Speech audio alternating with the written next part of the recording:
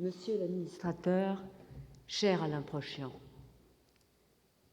Mesdames du comité d'organisation, chère Nicole Ledouarin et chère Edith Heard, je vais être très brève, juste quelques mots.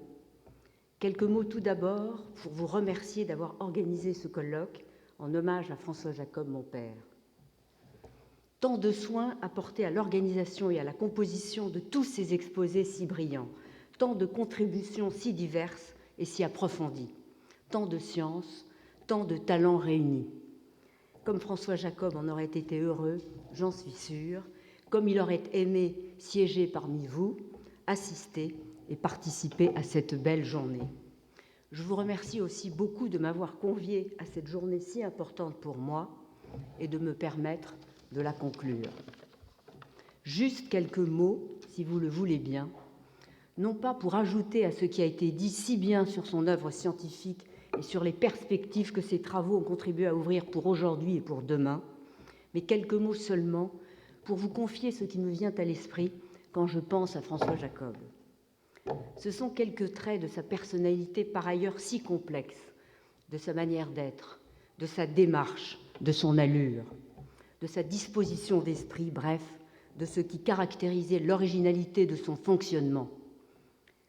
Ils éclairent l'homme, ils donnent à comprendre la rapidité et l'éclat de sa carrière. Ils peuvent peut-être aussi être source d'inspiration aujourd'hui. Quand je pense à lui, la première idée qui me vient, c'est celle d'une forme d'insubordination. Lorsque, dès juin 40, il quitte la France pour Londres, avant même que ne soient constituées les forces françaises libres qu'il rejoindra, il n'a pas de modèle, il ne suit pas une trace déjà inscrite, constituée, existante. Il saute littéralement dans l'inconnu. Il rejette le chemin habituel, traditionnel, et c'est cette disposition d'esprit-là que je voudrais souligner aujourd'hui et qui le guidera toujours. Avoir le courage de dire non, s'opposer aux idées dominantes alors que tout vous conduit à acquiescer au cours des choses et à accepter la force apparente des choses. Quand je pense à lui, c'est aussi à sa façon à lui de faire de la science.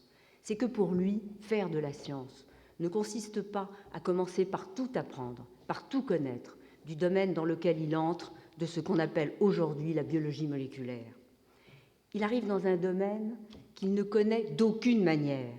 Il y arrive certes au bon moment, chez un bon patron, dans une bonne équipe, mais il n'apprend que ce qui lui est nécessaire, et ce, pour aller au-delà. Ce n'est pas quelqu'un qui apprend, mais c'est quelqu'un qui trouve. Toute son énergie psychique et intellectuelle est investie dans l'ambition de trouver du neuf.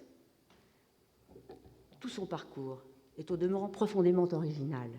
Il n'est en rien le produit de l'université française traditionnelle. Ses études de médecine ont été dès le début interrompues par 5 années de guerre et d'hôpital. C'est par la science et avec la science qu'il trouve enfin son identité. L'exercice de la science, pour lui, cela ne consiste pas à parcourir un ensemble de connaissances constituées, mais en privilégiant l'économie de moyens à inventer de nouvelles stratégies théoriques et expérimentales pour découvrir du neuf. Pour lui, le savoir et la découverte ne vont pas nécessairement de pair. Entre le knowing et le guessing, je l'ai toujours vu privilégier le guessing. Quand je pense à lui, enfin, c'est à son obsession de demain. François Jacob était obsédé non par les résultats, les conquêtes, les succès, les acquis d'hier, ni même par ceux d'aujourd'hui. Il était absolument incapable de contempler et a fortiori de savourer l'œuvre déjà réalisée, les achievements. Il était mu par une force qui le poussait, qui le conduisait vers l'avant, vers demain. Seul ce dont il serait capable demain l'intéressait.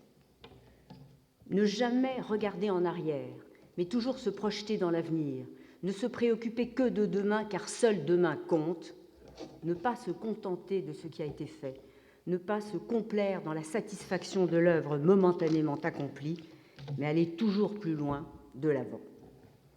Voilà quelques idées brèves dont je souhaitais vous faire part pour éclairer sa personne et faire revivre sa mémoire. Je vous remercie.